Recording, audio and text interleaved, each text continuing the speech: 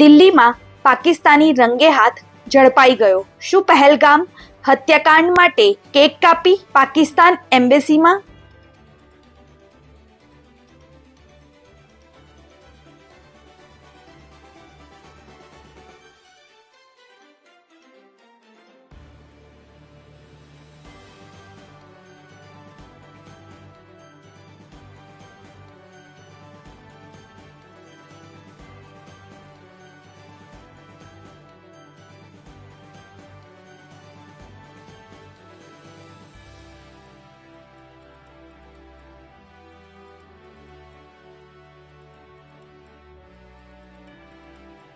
મોદી સરકાર ઇઝરાયેલના હમાસ સામે જેવા પગલાં લેશે કે નહીં? દિલ્હીમાં પાકિસ્તાની રંગે હાથ ઝડપાઈ ગયો। શું પહેલગામ હત્યાકાંડ માટે કેક કાપી પાકિસ્તાન એમ્બેસીમાં?